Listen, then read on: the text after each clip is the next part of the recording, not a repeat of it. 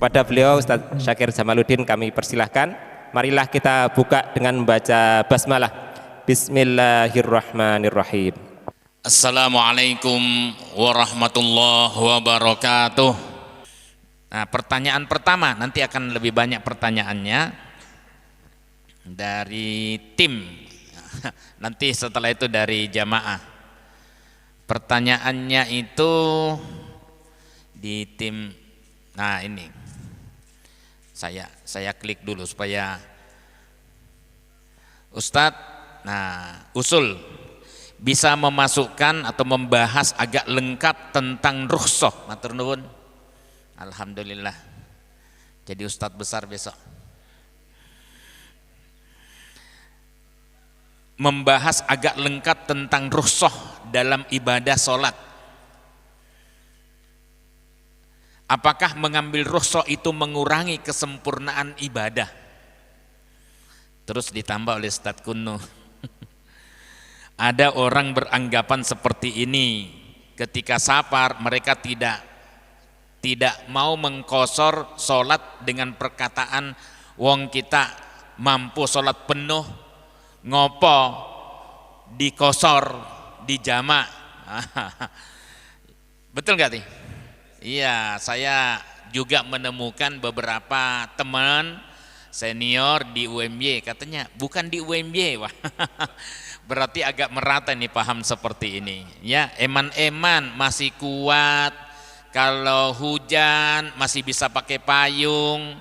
Ya, kalau di UMY itu gedungnya, masjid dengan gedung itu semuanya nyambung kecuali kedokteran.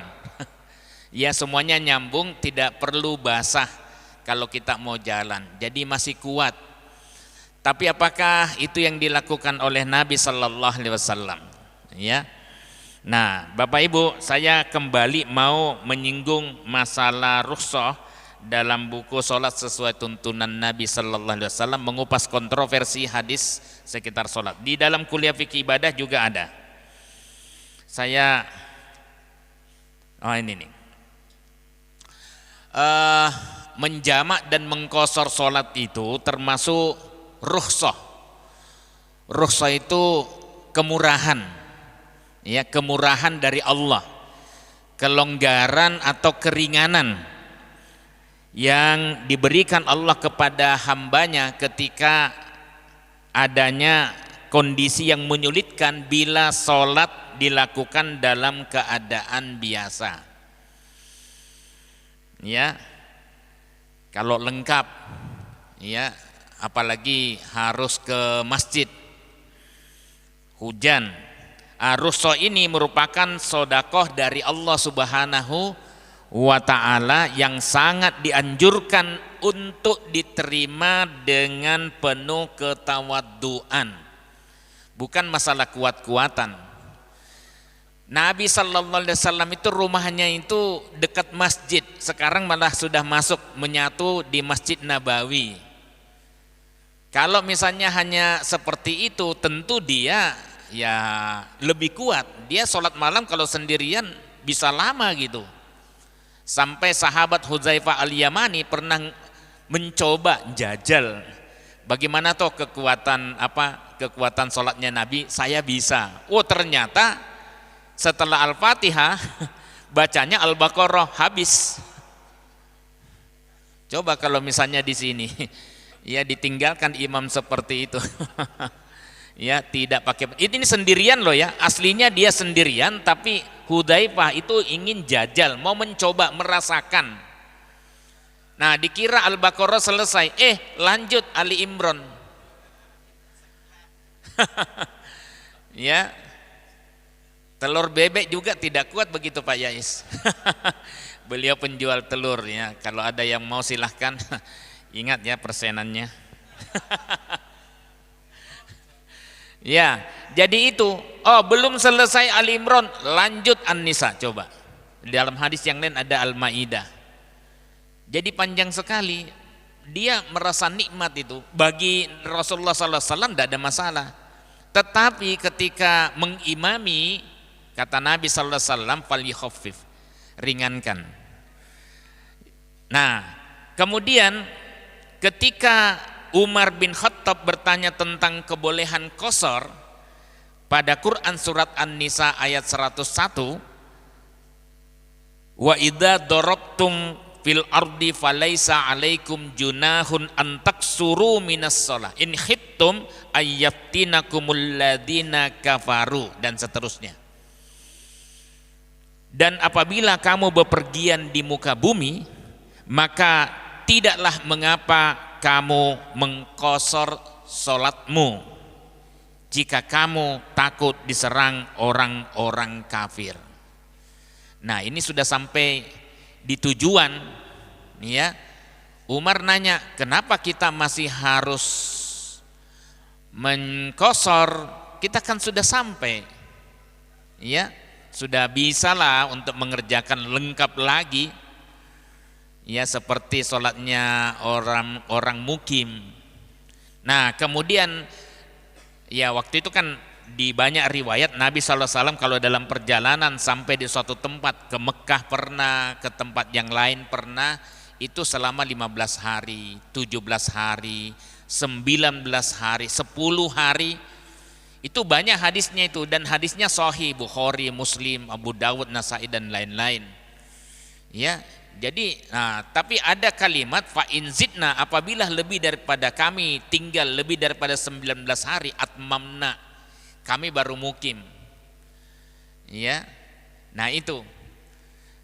Jadi ternyata 19 hari bukan 3 hari gitu. Ya, 19 hari. Kalau lewat daripada 19 hari baru ya. Jadi pendapat atau keyakinan yang selama ini kita pegang bahwa itu 3 hari, ternyata tidak ada dasar yang secara sharih itu yang secara jelas yang mengatakan Nabi SAW maksimal 3 hari.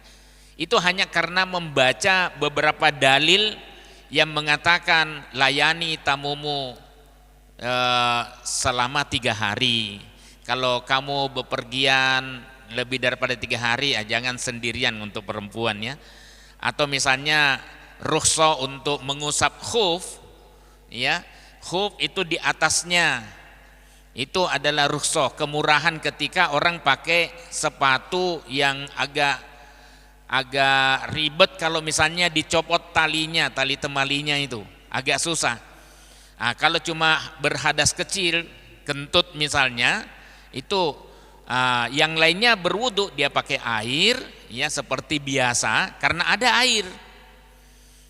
Untuk kaki, kemarin saya praktekkan waktu pas minggu yang lalu, ya, saya pas ke Banyuwangi itu saya pakai kaos kaki, saya pakai sepatu, kemudian bertali, ya, karena saya cuman kentut, akhirnya saya saya cuman usap di atasnya. Disitulah kemudian pertanyaan di Masjid Al-Aman kemarin, muncul. Kenapa yang kentut pantatnya kok yang dibasuh?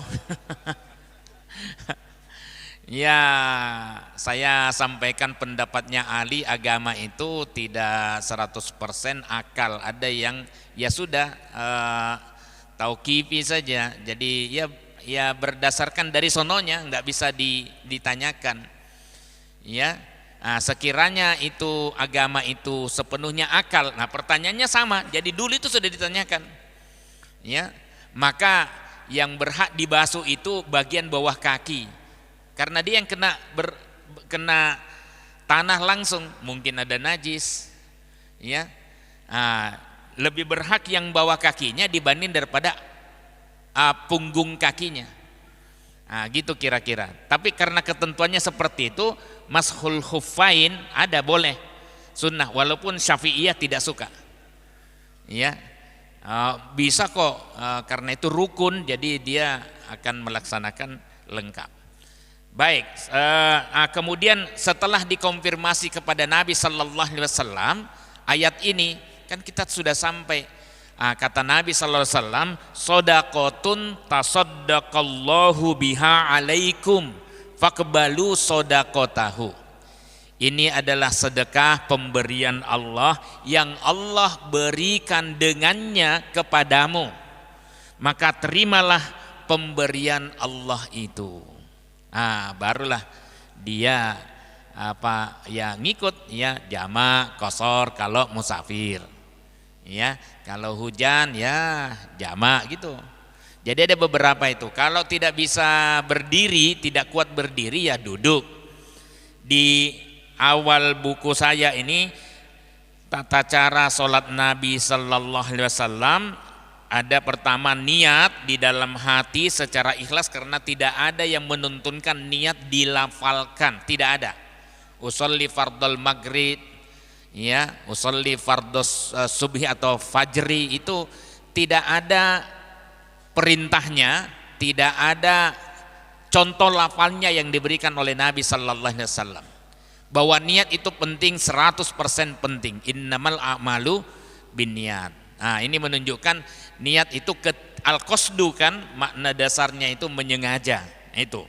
Ketika orang menyengaja, orang normal menyengaja melaksanakan sesuatu, sesungguhnya sudah ada niat di dalamnya.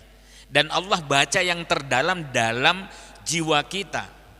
Ya, dalam dada kita. Kita mau mengucapkan saya akan kembali ke Solo misalnya, Allah yang tahu apakah dia benar-benar kembali ke Solo atau tidak gitu. Ini pinjam istilahnya mukmin ini. Ternyata tidak. Saya akan leren, ternyata tidak, ya. Nah, kemudian yang kedua berdiri. Ya, berdiri itu Al-Baqarah 238, wa qumu lillahi qanitin. Ya, berdirilah karena Allah, qanitin dengan khusyuk. Ya, qanitin itu dengan ya berdiri dengan khusyuk. Nah, kemudian ada sholli qaiman, salatlah dengan berdiri. Fa illam tastati, apabila kamu tidak sanggup berdiri, fa qaidan, maka ya salatlah dengan duduk. Fa illam tastati, apabila kamu juga duduk tidak bisa, fa'ala jambin, berbaring, bukan tidur ya, berbaring, ya. Nah, jadi itu tahapnya. Nah, kalau ada yang sakit bisa ke masjid, jalan kaki, ya berdiri, ya, kecuali setelah dicoba berdiri tidak kuat, duduk. Nah, ada hadis Nabi yang mengatakan bahwa sholat orang duduk itu separohnya dari sholat orang berdiri. Iya, itu kalau tidak ada uzur. Iya, kalau tidak ada uzur. Tapi kalau karena ada uzur, misalnya sakit, tidak kuat lagi, capek, maka dia disunnahkan ya duduk daripada gemetaran. Duduk, dan pahalanya sama dengan orang yang sehat, orang yang mukim. Saya sebutkan hadisnya, Sahih Bukhari, Ahmad, Abu Dawud, dari Abu Musa al-Ash'ari.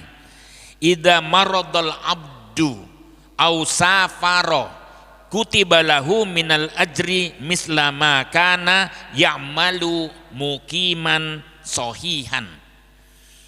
Apabila seorang hamba sakit atau dalam perjalanan, karena sakit itu kan membolehkan orang untuk menjamak sholatnya, ya, atau dalam perjalanan, ya, karena membolehkan orang untuk qashar, ya, sakit juga membolehkan orang yang tidak kuat berdiri duduk, tidak kuat duduk ya berbaring, maka dicatat untuknya ya kutiba lahu minal ajri misla ma kana ya'malu muqiman sahihan.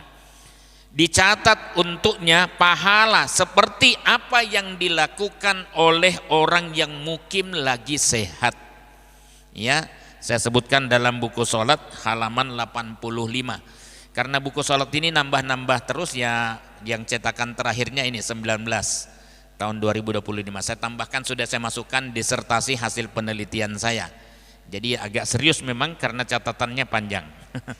Nah, saya lanjutkan. Jadi Umar, saya kembali ke ayat An-Nisa 101, ya. Kemudian ya sudah, dia terima. Karena Umar itu berislam itu agak kuat logikanya. Kalau tidak masuk akal dia akan tanyakan. Ya. Dia akan tanyakan, kenapa begini, kenapa begitu. Itu cara berislamnya Umar, supaya dia mantap. Ya sama ketika mencium Hajar Aswad kan. Kalau bukan Nabi sallallahu alaihi wasallam yang mencium Hajar Aswad, saya tidak mau melakukan. Ya, karena apa? Dia cuma batu hitam gitu. Ya. Nah, tapi karena dia dijelaskan, ya karena itu sunnah Nabi, udah sami'na wa ata'na. Ya gitu. Gitu ya. Jika ada musafir yang tidak mengkasar salatnya, salatnya tetap sah. Hanya saja kurang sesuai dengan sunnah Nabi sallallahu alaihi wasallam, di mana beliau senantiasa menjamak qasar salatnya saat melakukan safar. Wah, panjang catatan kakinya segini. Panjang sekali. Lebih panjang catatan kakinya untuk supaya tetap mengalir, tidak mengganggu retorika, supaya tetap nyam. Tapi kalau mau mencapai kedalaman, baca catatan kakinya. Ya. Memang ada kontroversi mengenai atau silang pendapat mengenai hukum jamak qasar ini. Ya. Apakah mubah, boleh, ataukah sunnah, ataukah wajib? Karena Nabi SAW selalu, ya, tapi tidak ada kalimat perintah itu. Kalimatnya itu falaisa alaikum junahun, tidak ada dosa bagimu. Nah, kalau ada kalimat seperti ini berarti mubah, boleh. Tapi dalam prakteknya Nabi sallallahu alaihi wasallam ya selalu, saya sebutkan hadisnya di sini muttafaqun alaih. Sohibtu, kata Ibnu Umar, anaknya Umar bin Khattab, sohibtu Rasulullah sallallahu alaihi wasallam fakana la yazidu fis safar ala raqatain wa Abu Bakrin wa Umar wa Utsman kadzalik radhiyallahu anhum. Jadi saya bersahabat dengan Rasulullah sallallahu alaihi wasallam, beliau tidak pernah menambahkan dalam perjalanan lebih daripada 2 rakaat. Wa Abu Bakrin, demikian pula Abu Bakar. Wa Umar, wa Utsman kadzalik. Umar dan Utsman juga begitu. Ya. Jadi tidak pernah menambah. Jadi mereka itu mengambil rukhsah yang diberikan oleh Allah, tidak ditolak. Karena ini nanti akan menjadi contoh bagi pengikut-pengikutnya. Ya. Tapi sampailah suatu masa di mana Utsman itu tamam sempurna sholatnya ketika di Mina. Macam-macam ceritanya di sana, ya. Di sini saya sebutkan dalam catatan kaki, tetapi para ulama berbeda pendapat dalam memahami hadis ini. Ya, atau ayat ini, falaisa alaikum junahun. Menurut Az-Zuhri bahwa Utsman menyempurnakan rakaatnya di Mina setelah beliau sepakat untuk tinggal beberapa lama di Mina.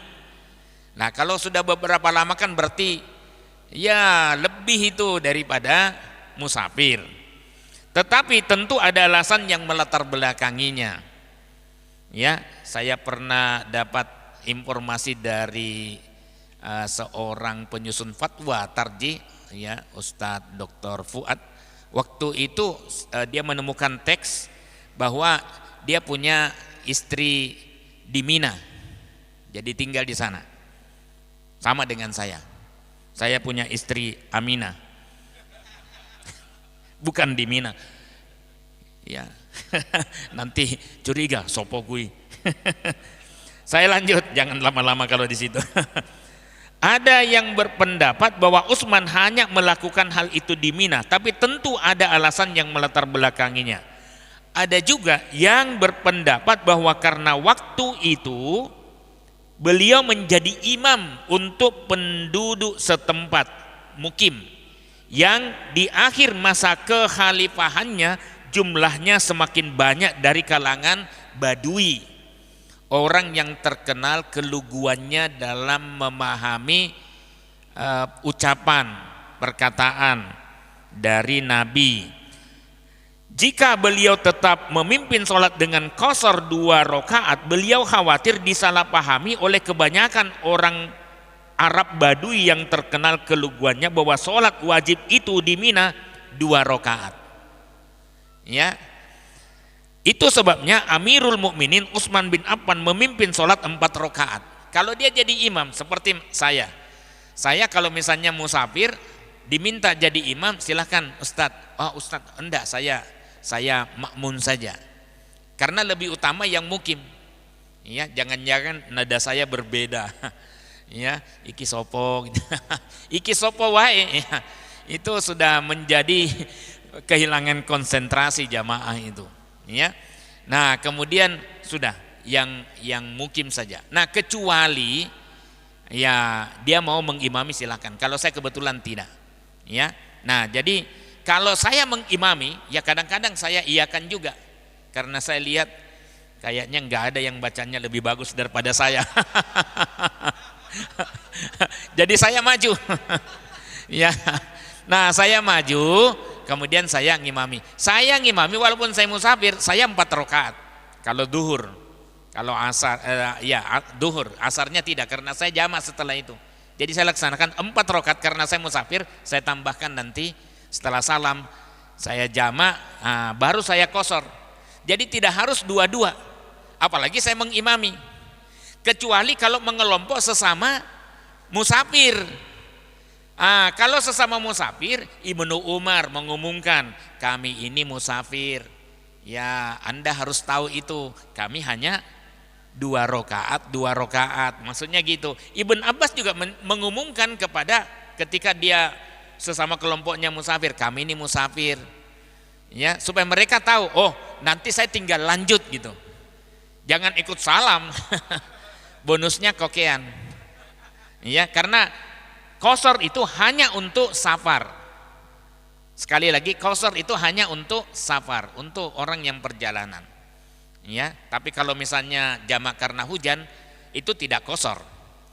Ya, insya Allah pahalanya tetap sama walaupun kita qashar, walaupun kita sholatnya kalau yang sakit duduk atau bahkan berbaring karena ada uzur syar'i. Ya, sebagaimana hadis yang saya sebutkan di awal. Waktunya tanya jawab. Ada sekitar 30 menit.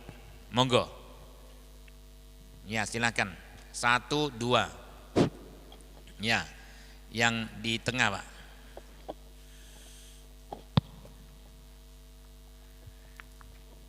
Sambil ngopi-ngopi kalau belum habis.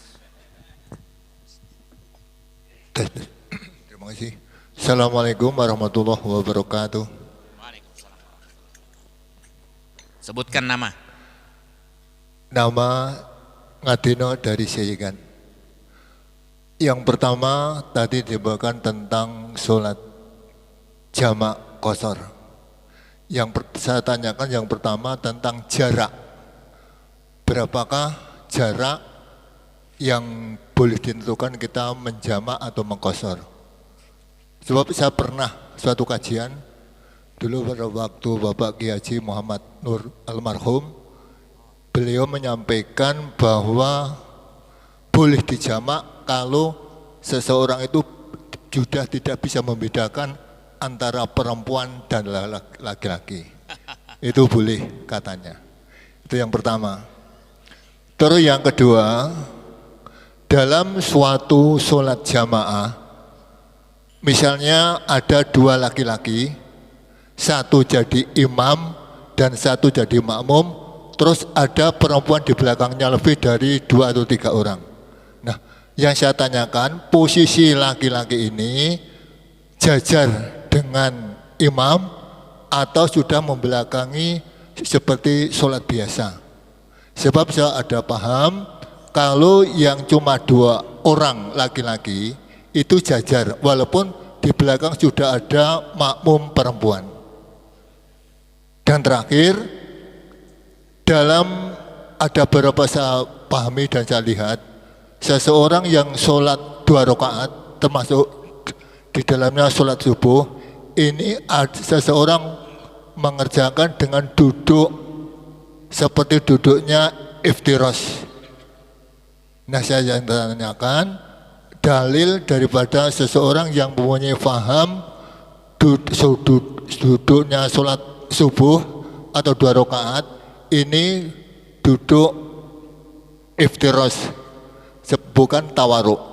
Terima kasih. Assalamualaikum warahmatullahi wabarakatuh. Waalaikumsalam warahmatullahi wabarakatuh.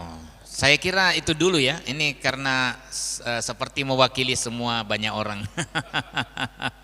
Pak Ngadino dari Sayegan, tepatnya di Kadipiro kalau tidak salah ya. Kadipiro. Itulah beliau pernah mengundang saya untuk mengisi di Kadipiro. Sayegannya tidak disebut. Saya ke belakang soto Kadipiro. Mana ini masjid yang disebut kok tidak ketemu-ketemu gitu. Padahal Sayegan, waduh, kok Bapak tidak sampai-sampai? Saya sudah sampai. Kadipiro di Jogja ada 2 pengumuman. Satu di dekat perempatan Wirobrajan, satunya di Sayegan. Jaraknya sekitar 29 menit. Ngebut saya itu. Alhamdulillah. Pertama, tentang rukhsah, berapa jaraknya? Ya, saya sebutkan di buku ini ya, karena sudah agak lengkap dengan analisisnya. Namanya juga mengupas kontroversi hadis sekitar sholat. Ya, tetap ada perbedaan pendapat di kalangan ulama tentang jarak dan lama waktu yang membolehkan orang qashar. Ya, saya bacakan saja di halaman 175 ya. Nanti masih panjang itu. Adapun jarak safar yang dibolehkan jamak qashar.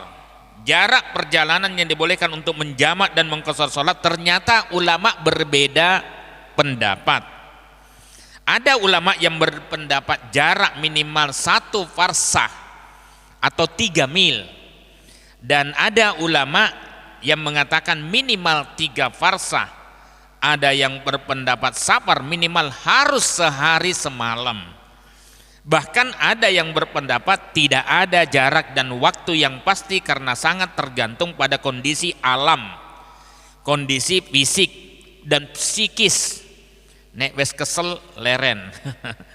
Serta keadaan sosiologis dan lingkungan masyarakat. Jika memang perjalanan tersebut berat dan menyulitkan, maka ada keringanan dan kelonggaran berupa sholat jamak qashar. Sebab bukankah maksud inti dari pemberian rukhsah adalah untuk menghilangkan beban dan kesulitan?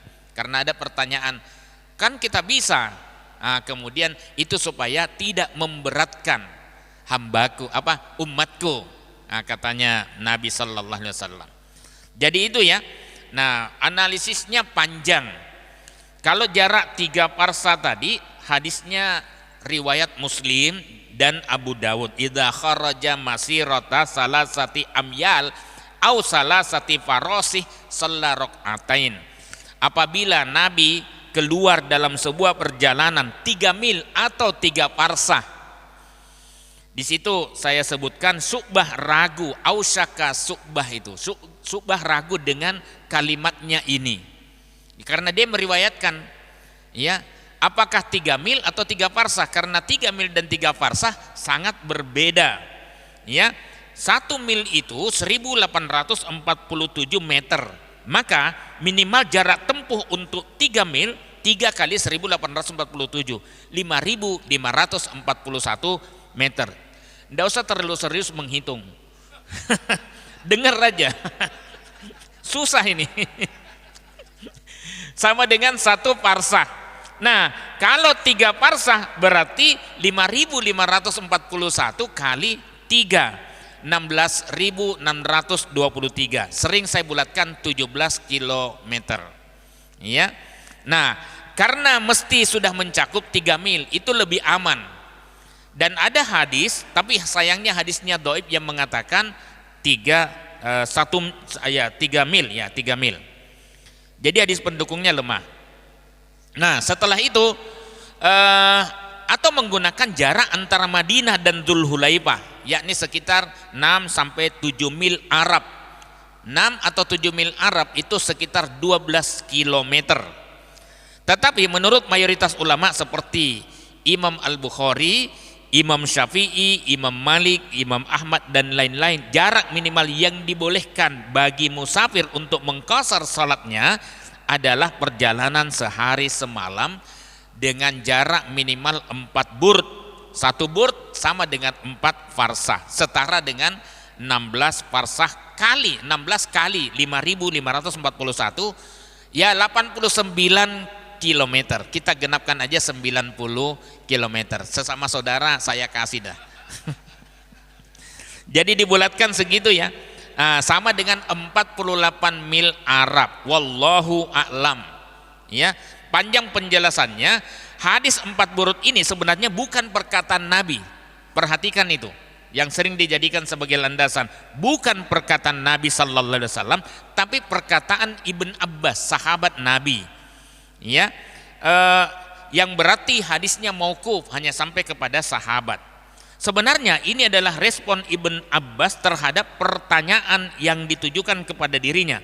Ataksuru ila Arafah? Faqal la walakin ila Usfan wa ila Juddah wa ila Taif. Apakah Anda mengkasar bila sampai ke Arafah? Jawabnya tidak. Akan tetapi bila sampai ke Usfan, Jeddah dan sampai Taif.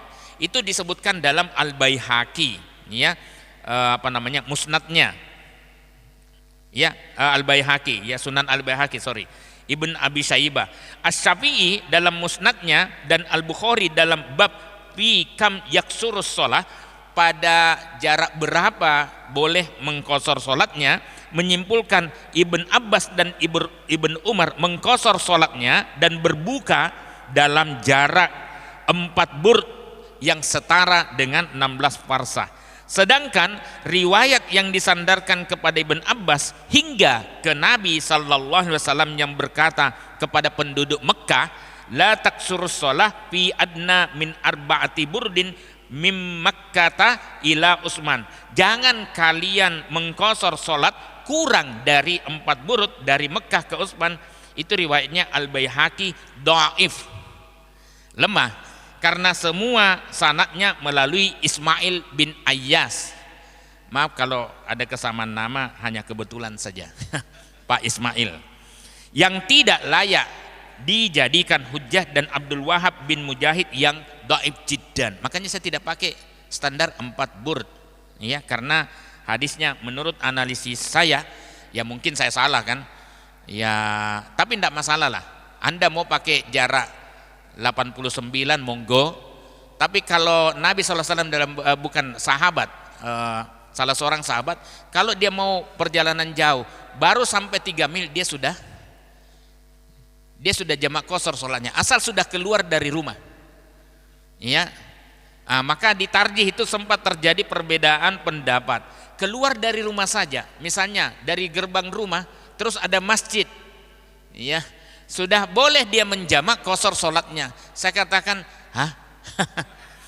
Ya memang ada hadisnya pada saat itu 3 mil, Ibn Mas'ud kalau tidak salah, lalu dia suruh keluarganya untuk jamak qasar. Ya ada, yang penting tujuannya yang jauh, sudah masuk dalam hitungan jarak yang membolehkan orang menjamak qasar sholatnya, dia keluar rumah sudah boleh. Ya, jadi itu ya. Yang kedua, apalagi tadi, Ustaz? Oh, posisi shaf makmum. Oh, laki-laki 2. Jadi begini, 1 dulu, mulai dari 1. Kalau misalnya 1 laki-laki sebelah kanan, ya, siapa namanya, Anas bin Malik, Ummu Salamah di belakang. Anas bin Malik itu ya ada beberapa cerita di sana. Ya, tadinya dia mundur ke belakang, ditarik ke sejajar, bukan ke belakang, itu Ibn Abbas. Dia di samping kirinya, ditarik, pegang kepalanya, di hadis lain pegang telinganya, dijewer. Ini tidak usah dicontohkan ya, nanti pengajian kita bubar. Ya, nah dijewer ke kanan. Nah itu Anas bin Malik berdiri di sebelah kanannya, ya. Apakah sejajar atau tidak? Di dalam hadis itu sebenarnya tidak menyatakan sejajar, hanya disebutkan sebelah kanan. Tapi saya mengambil pendapat Imam Syafi'i untuk membedakan mana makmum mana imam, maka sebaiknya tetap di sebelah kanan tapi mundurlah sedikit, sekedar untuk membedakan. Ya.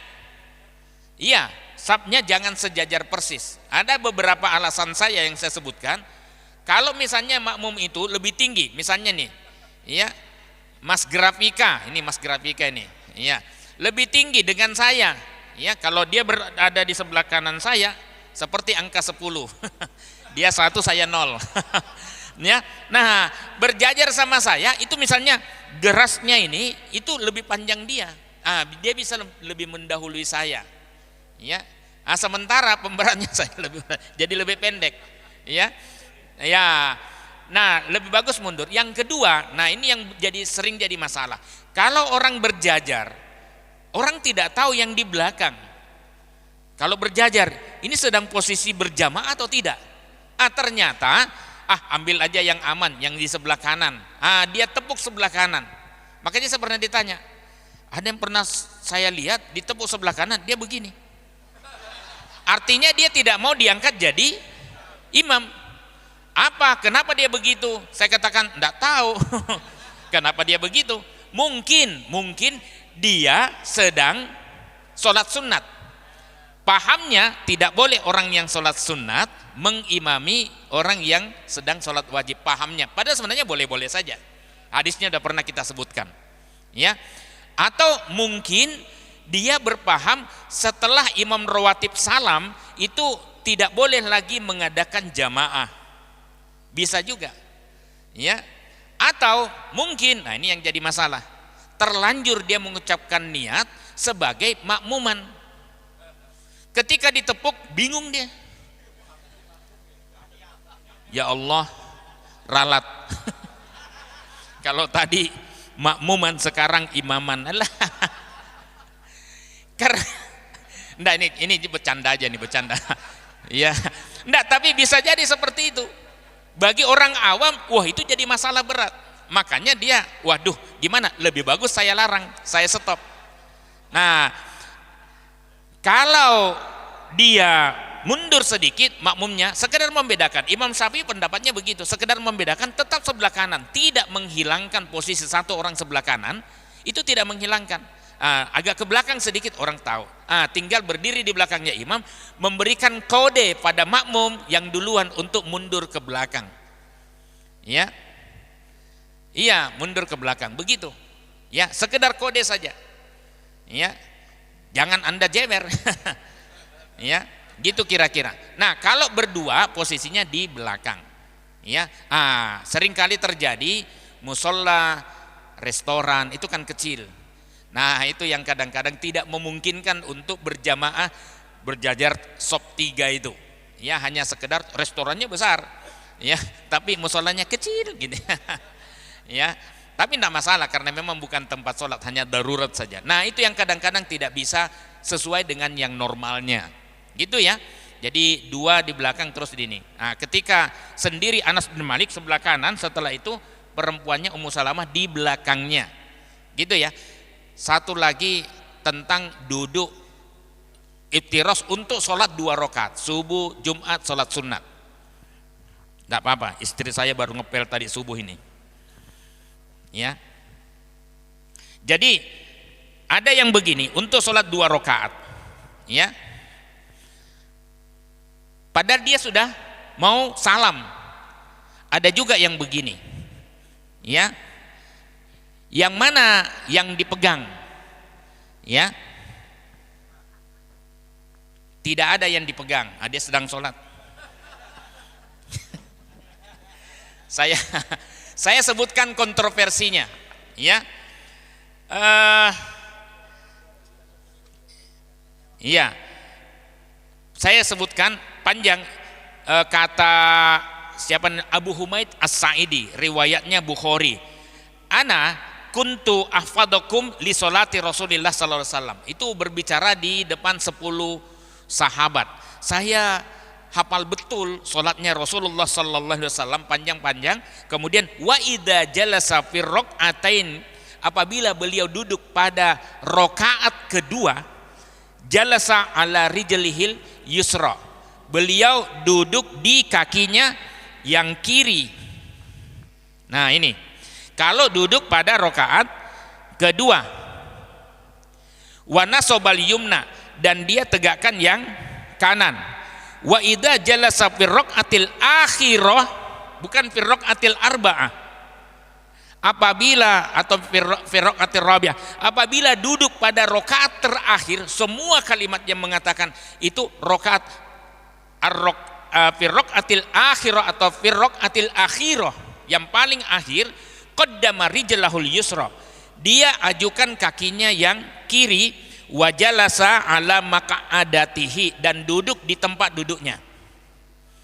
Ya, ini hadisnya Bukhari, Abu Dawud, At-Tirmidzi. Terus itu kan untuk 4 rakaat. Di dalam Sunan An-Nasai ada kalimat begini, apabila duduk pada rakaat terakhir. Ya, An-Nasai mengatakan firraqatainil lataini tangqadi fihi mas-shalah, pada rakaat kedua di mana dia akan menyelesaikan sholatnya, dia ajukan, dia geser kaki kirinya. Ini rakaat kedua ya, di mana dia akan menyelesaikan sholatnya, dia geser kakinya ke dalam, kemudian dia duduk di tempat duduknya, mutawarrikan summa sallama, secara tawarruk lalu salam. Dengan hadis An-Nasai ini sama-sama dari Abu Humaid As-Sa'idi, maka duduk untuk rakaat kedua kalau itu terakhir menurut Syafi'i, maka duduknya tawarruk. Ada lagi hadis riwayat Abu Dawud dari Rifa'ah bin Rafi', dalam buku ini halaman dari 129, 100 agak panjang sih ya, 134, 5 halaman. Kata Nabi, fa idza jalasta fi wasatis shalah, apabila kamu sampai pada pertengahan salat, fatma'inna, maka duduklah dengan tenang. Waftaris fahidakal yusra, iftiraskan kakimu yang kiri, bentangkan kakimu yang kiri. Summa tasahhad, ya, duduk di atas kaki kiri, kemudian bertasyahud. Apa kalimatnya? Apabila kamu di pertengahan sholat. Kalau di akhir sholat, tawarruk, ya, pantat. Disinilah kemudian yang membedakan cara memahami dalil. Tapi apakah yang memahami dalil 2 rakaat kemudian duduk iftiros itu salah? Tidak salah, ada dalilnya. Ya, ada dalilnya. Biasanya dipegang oleh Imam Ahmad bin Hambal atau Hanabilah. Di Saudi, di Makkah, itu kebetulan pahamnya yang dipegang itu mayoritas Ahmad bin. Tapi dia tidak pernah menyalahkan. Saudi itu hebatnya, tidak pernah menyalahkan pendapat yang berbeda. Dia akomodir semuanya. Kita mau sholat jangan bertengkar. Itu masih ada dasarnya, ya. Dasarnya itu dia. Dasarnya panjang di sini ya. Ya, untuk rakaat kedua. Saya kira itu yang terakhir sudah. Oh, baik. Oh, sudah. Lanjut, Bu. Sebelah kirinya tadi Ibu yang angkat ya. Iya ya. Jawabnya Dowi. Maunya singkat-singkat. Tapi sekalian karena di Sotim pengabadian. Besok-besok kalau mau buka tinggal buka YouTube-nya. Monggo. Assalamualaikum warahmatullahi wabarakatuh. Waalaikumsalam warahmatullahi wabarakatuh. Perkenalkan, nama saya Ibu Aisyah dari Melangi. Yang saya mau tanyakan, Tat, jika kita mau berjamaah dan ikut makmum, tetapi kita hanya bisa mendengarkan sampai surat ayatan dan tidak mendapatkan Al-Fatihah. Nah, itu sebagai makmum apa sudah termasuk ikut imam, atau yang enggak dapat Al-Fatihah kita baca sendiri dulu, atau bagaimana Ustadz? Sekian, wassalamualaikum warahmatullahi wabarakatuh. Waalaikumsalam warahmatullahi wabarakatuh. Lagi? Ada lagi? Oh, satu aja dulu, Bu. Satu baru Pak Imam.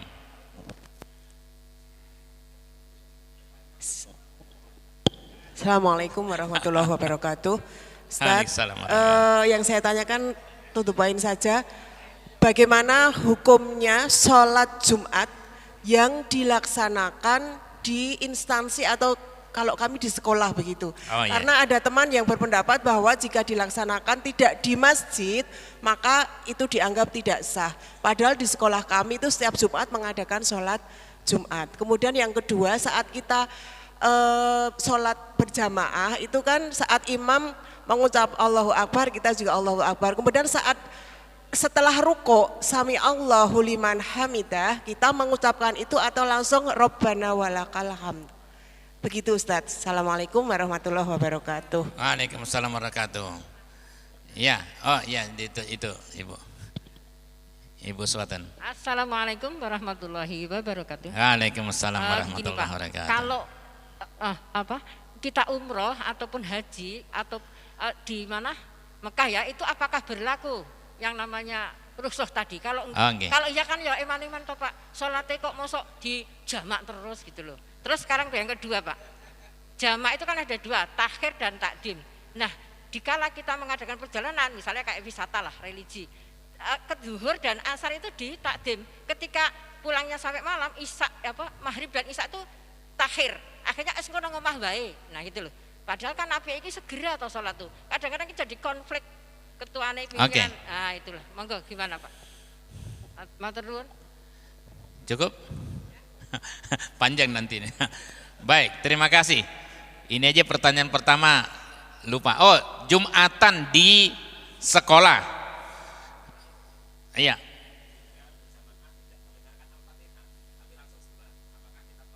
Oh iya, yang pertama, jika berjamaah tidak mendapatkan Al-Fatihah, langsung surat, apakah masih harus membaca surat ataukah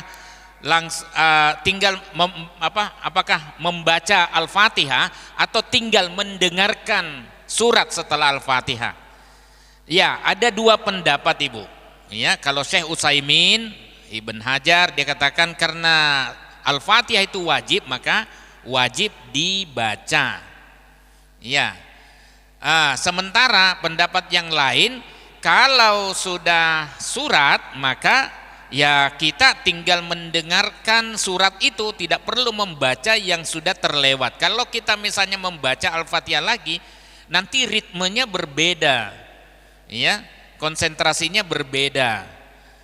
Makanya anjurannya jangan telat, gitu. Supaya bisa mendapatkan Al-Fatihahnya imam. Sempurnanya jamaah itu adalah ketika kita bisa membaca doa iftitah secara lengkap, Al-Fatihah secara lengkap.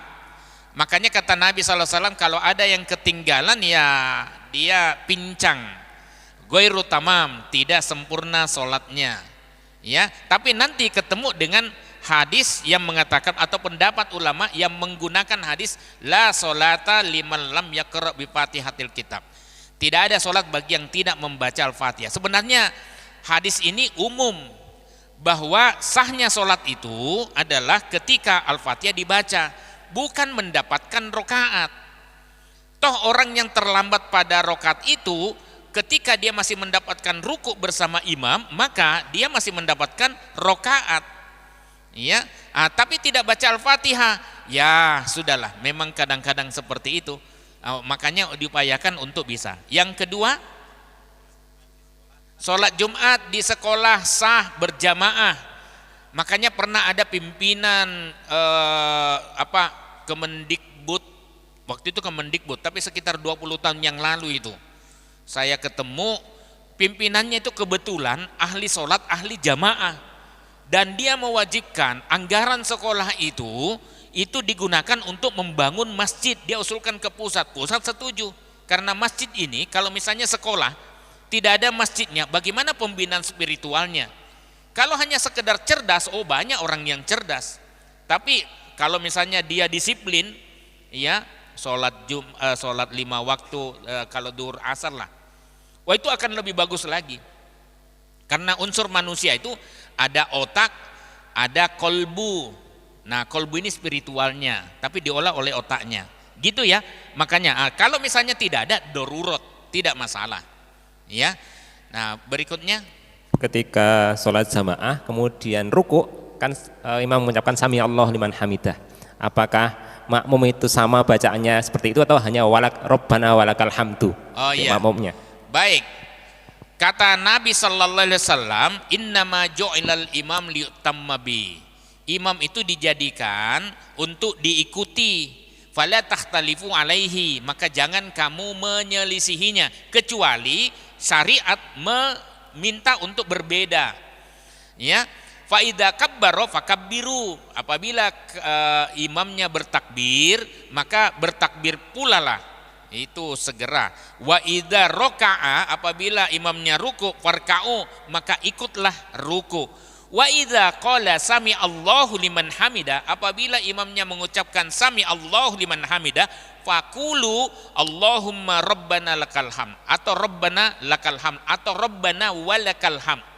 Jadi kalau berjamaah maka ini yang dituntunkan. Imamnya mengatakan sami Allah liman hamidah. Kalau berjamaah tidak perlu kita ucapkan lagi sami Allahu liman hamidah. Lah kalau kita ucapkan, kemarin saya juga semalam berjamaah di sini sambil mempersiapkan toto sami Allah liman hamidah imamnya. Lah di samping saya itu sami Allah liman hamidah juga.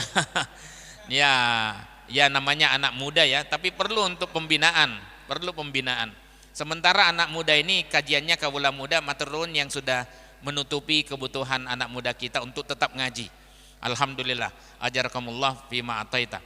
Jadi itu, nah ini belum pernah sepertinya kajian sholat ya, baru 4 kali berturut-turut, bukan hat-trick, quad-trick. Pernikahan terus. Ya, menunjukkan timnya sangat ingin menikah. Baik. Selanjutnya ada 2 pertanyaan lagi.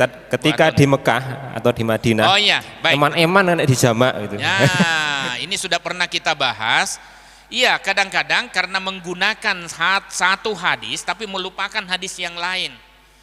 Hadis itu mengatakan bahwa sholat di masjidku lebih baik daripada sholat di masjid selainnya, ya, dengan pahala 1000 kali lipat, kecuali Masjidil Haram. Kalau Masjidil Haram itu lebih baik di Masjidil Haram dengan 100 kali lipat. Ya 100.000 lah. Betul ya? Ya, pahalanya banyak banget gitu. Dia kebetulan matematis dan kemudian pedagang. Dia hitung banyakkan ini gitu. Makanya dia tidak mau. Tetapi seperti yang disebutkan di awal, bahwa Nabi sallallahu alaihi wasallam dia kan lahirnya di Mekah. Ya, di dekat Masjidil Haram yang sekarang dijadikan perpustakaan. Setelah itu hijrah ke Madinah, lebih lama di Madinah. Nah, pada saat setelah Fathu Makkah ini kan Nabi SAW kadang-kadang ke sana juga. Ya, balik kampung. Nah, yang dilakukan oleh Nabi SAW sholat rokaatain. Padahal itu pulang kampung dia. Ya, pulang kampung. Lah, apa kita mau bilang? Nabi nggak paham hadis ini. Harusnya kan 100 eman loh Nabi. itulah yang perlu. Jadi saya terus terang hanya mengikuti sunnah Nabi SAW. Persoalan pahala saya serahkan sama Allah. Tetap berpahala kalau saya katakan ya kalau tidak dijamak ikut aja, ya tetap berpahala. Tidak dijamak qasar, saya katakan tetap berpahala. Tetapi ingat Nabi SAW selalu menjamak qasar sholatnya apabila musafir. Bahkan termasuk di Masjidil Haram di Mekah tempat lahirnya. Matur nuwun, wassalamualaikum warahmatullahi wabarakatuh. Satu lagi. Satu lagi. Lebih 3 menit. Mana yang lebih utama, jamak takdim atau ta'akhir? Oh ini iya, sering jadi konflik katanya. Betul. Untuk menghilangkan perselisihan di kalangan para musafir, wisatawan. Ya kadang-kadang ada begitu, ya. Makanya pimpinan rombongan itu harus tahu betul fikih ini. Ya. Nah, bagaimana baiknya? Ya kalau misalnya belum berangkat, ini.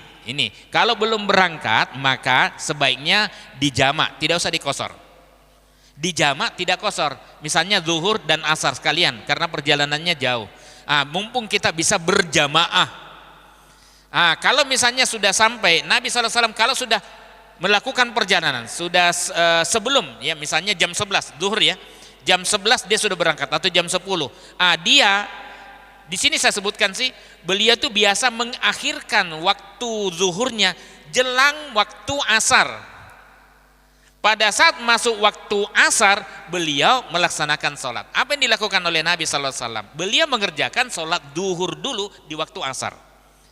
Ya, so ya, ada namanya menghormati waktu, tetapi urutan itu lebih diutamakan. Makanya dari 4 imam madhab wajib mengurutkan, walaupun dia takhir, zuhur dulu baru asar.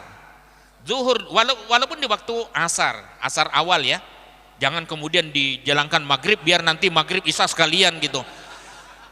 Itu tidak dilakukan oleh Nabi Sallallahu Alaihi Wasallam. Ini biasanya untuk penghematan sekali mampir gitu ya. Nah baru kemudian Nabi Sallallahu Alaihi Wasallam melakukan 2 rakaat. Ya jadi gitu. Nah jadi mendahulukan, hanya Imam Syafi'i atau Syafi'iyah yang mengatakan bahwa boleh untuk dalam kasus sholat isya. Ya kita yang musafir, udahlah mundurkan saja waktunya ke isya. Pas masuk isya, di masjid sedang sholat isya, ikut jamaah. Jangan menyendiri musafir. Kita kan musafir, karena saya pernah ketemu orang seperti ini di masjid Kasihan sana, rombongan pakai bis. Setelah itu loh, kok tidak ikut sholat gitu, padahal dari tadi bisnya datang gitu. Kami musafir. Jadi dia harusnya dia dapat itu, dia masih ikut mukim berjamaah.